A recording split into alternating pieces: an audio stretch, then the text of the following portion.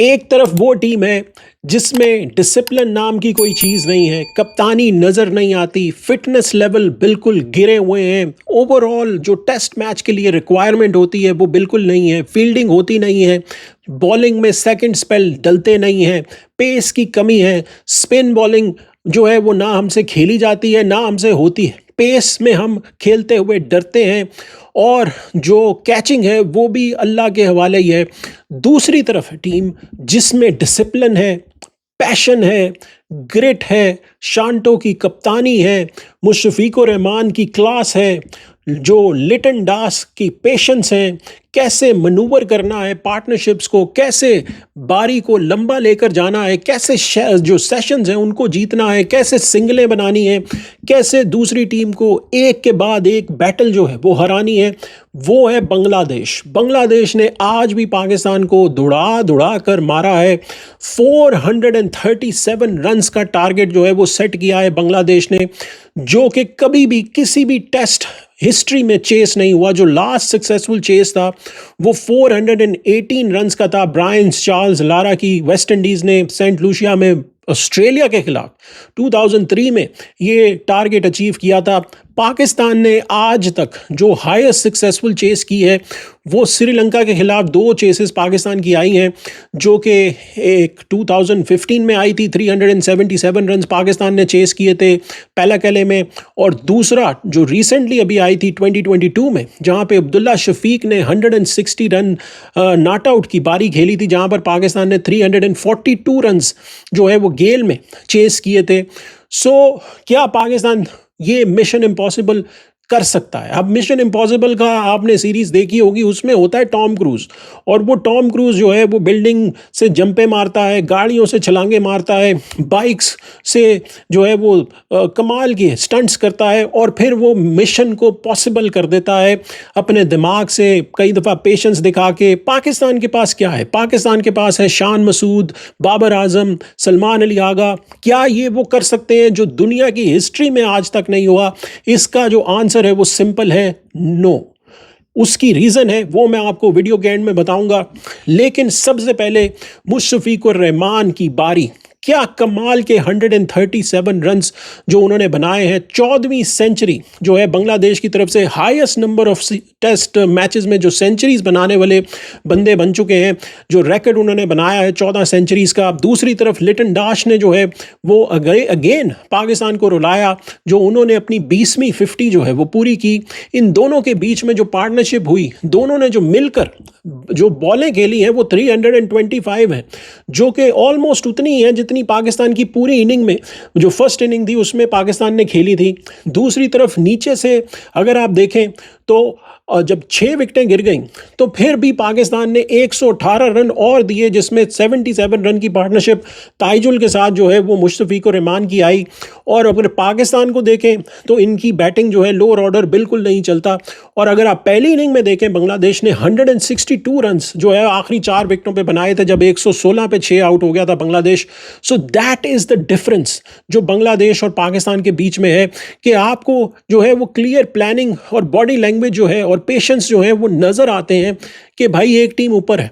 जो आज मैं ब्रेक डाउन आपको बताऊंगा, इससे आपको भी नज़र आ जाएगा कि कैसे बांग्लादेश ने ये प्लानिंग की है, कैसे जो है बांग्लादेश ये सेशन बाय सेशन जो नंबर ऑफ ओवर्स हैं, कितने सेशन बांग्लादेश ने जीतने, कैसे जीते, कितनी सिंगलें बांग्लादेश ने ली हैं, ये मैं आपके सामने रखता हूं, जिससे शान मसूद की कप्तानी और पाकिस्तान की जो अप्रोच थी वो कंप्लीटली एक्सपोज हो जाएगी। अगर मैं सिर्फ सबसे पहले जो ओवर्स की बात करूं, जो पहले टेस्ट मैच में और दूसरे टेस्ट मैच में जो नंबर ऑफ ओवर्स जो बांग्लादेश ने बैटिंग की है, वो अगर मैं आपके सामने रखूं तो आप भी देख के परेशान हो जाएंगे कि भाईजान ये क्या हुआ है।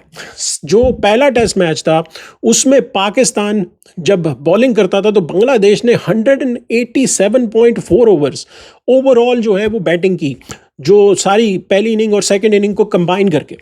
पाकिस्तान ने 153 ओवर्स जो है बैटिंग की, यानी कि 34.2 ओवर्स बांग्लादेश ने ज़्यादा बैटिंग की। ये बनता है एक से ज़्यादा दिन आपको उन्होंने फील्ड में रखा।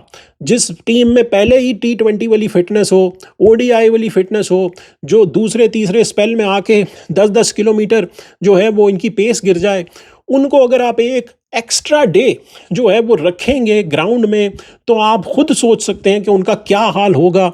जो कप्तानी शान मसूद करते हैं उनका क्या हाल होगा, और फिर जो हम कैचेस छोड़ते हैं, जो रन आउट्स छोड़ते हैं, और फिर जो मिस फील्डिंग्स करते हैं, वो कितनी मल्टीप्लाई हो जाएंगी। सो एक तो चीज़ बांग्लादेश ने सिंपल ये की कि वो नंबर ऑफ ओवर्स पाकिस्तान से ज़्यादा खेलें, ज़्यादा टाइम गुजारें क्रीज पे, ज़्यादा बॉलें लें, ताकि ज़्यादा सिंगलें बने, ज़्यादा रन्स बने, और वही डिफरेंस जो है वो पाकिस्तान को ले बैठा है।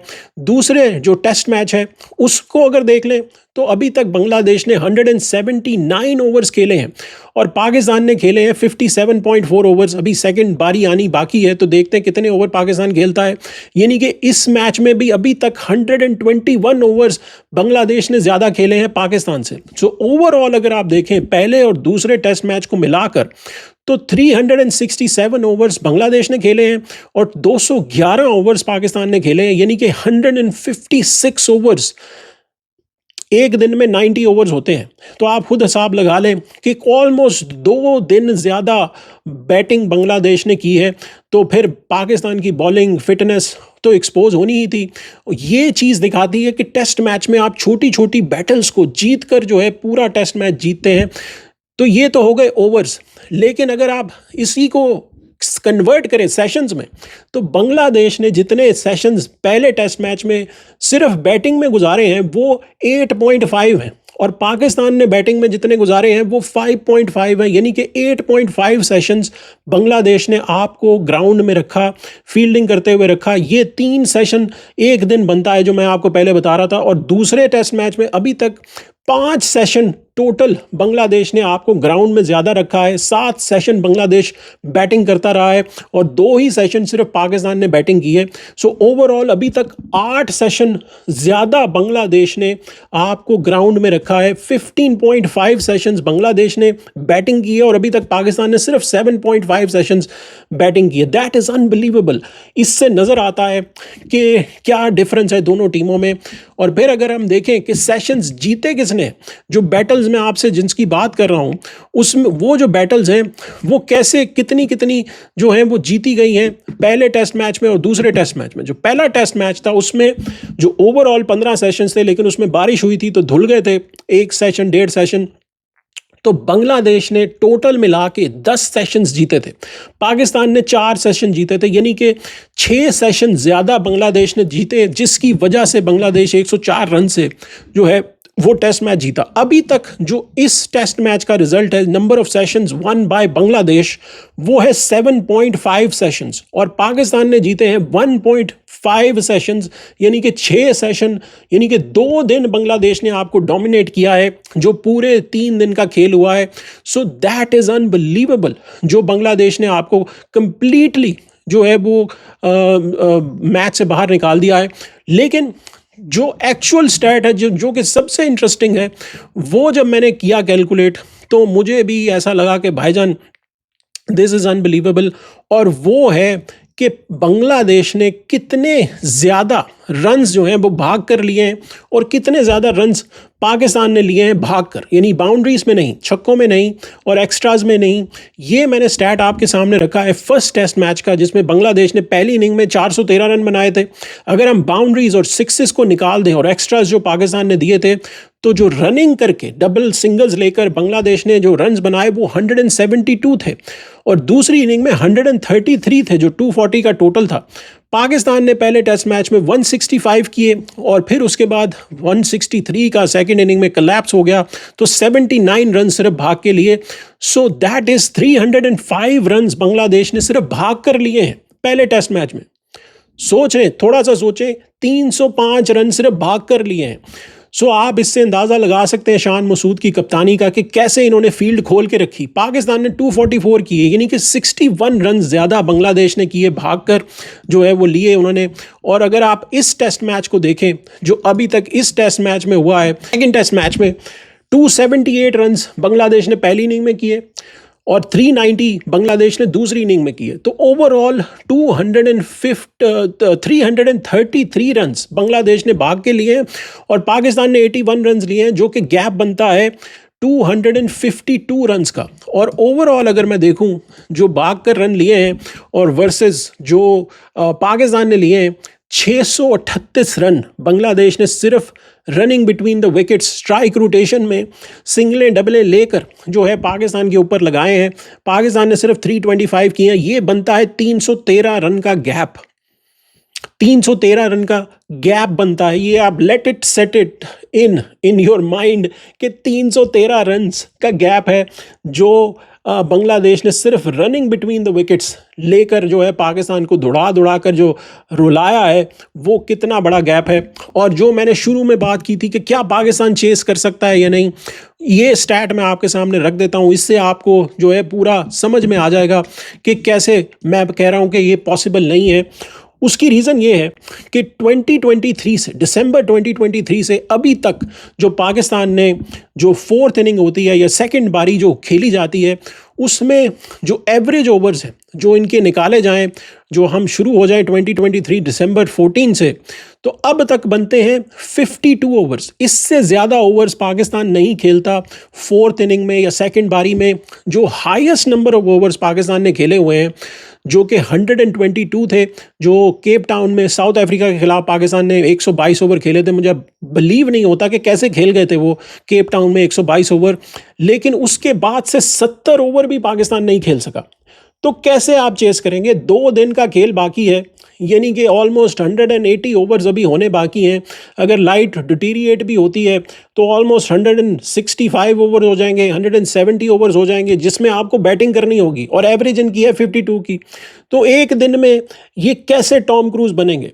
ये नहीं बन सकते। उसके लिए ट्रेनिंग चाहिए होती है। टॉम क्रूज अपनी एक मूवी शुरू करने के लिए कम से कम भी 6 महीने का जिम का वर्कआउट करता है, और अकेले नहीं करता, पूरी टीम को करवाता है, फिर जाके वो मूवी बनती है, because he does his own stunts. तो ये डिफरेंस है जो पाकिस्तान का है, जो कि फिटनेस पे ध्यान नहीं देते। तो ये कैसे जो है 2 दिन लास्ट करेंगे? ये कल खेल ख़त्म हो जाएगा, कल ब्लैक डे होगा, वो हिस्ट्री में होगा जो बांग्लादेश ने कभी नहीं किया, जो पाकिस्तान के साथ कभी हुआ नहीं है। और वो ये है कि वाइट वॉश बांग्लादेश पाकिस्तान को करेगा, जो घर में भी किया था पाकिस्तान आकर पिंडी में, और अब पाकिस्तान को अपने घर बुलाकर जो है 2-0 से बंगला वॉश होने वाला है। और पाकिस्तान वाहिद टीम बनेगी जो बांग्लादेश से 2 दफ़ा वाइट वॉश होगी। दैट इज़ अनबिलीवेबल जो इस वक्त स्टेट ऑफ अफेयर्स हैं पाकिस्तान की क्रिकेट के। ये टेस्ट मैच आखिरी हो सकता है शान मसूद का, ये टेस्ट मैच आखिरी हो सकता है रिजवान का, ये टेस्ट मैच आखिरी हो सकता है साउद शकील का, ये टेस्ट मैच आखिरी हो सकता है हसन अली का, और साथ में खुरम शहजाद का भी पत्ता कट सकता है। इवन दो कि उन्होंने 8 विकेटें ली हैं, लेकिन उनकी पेस 118 पर रह गई थी जब वो आखिरी ओवर करवा रहे थे, तो 120 से ऊपर उनसे बॉल नहीं डल रही थी। He is suppose to be a fast bowler. So यहाँ पर अब यंगस्टर्स को आप चांस दें। ऑलमोस्ट 17 मैचेस में से 12 पाकिस्तान हार चुका होगा। अगर कल पाकिस्तान हार जाता है तो क्या आपका जो है पॉइंट रह जाता है कि आप इनसे कैरी करें? भाई अगर हारना ही है तो यंगस्टर से हार जाए, एक टीम तो बन जाएगी, कम से कम आपको नज़र आ जाएगा कि पीछे टैलेंट क्या है। सो कमेंट्स में ज़रूर मेंशन कीजिएगा कि आपको क्या लगता है कि पाकिस्तान ये मैच जीत सकता है या नहीं, और बांग्लादेश की जो कमाल की परफॉर्मेंस रही है उसके ऊपर ज़रूर मेंशन कीजिएगा। वीडियो को लाइक ज़रूर कीजिएगा, शेयर ज़रूर कीजिएगा। मिलते हैं अगली वीडियो में, तब तक के लिए इजाज़त दीजिए।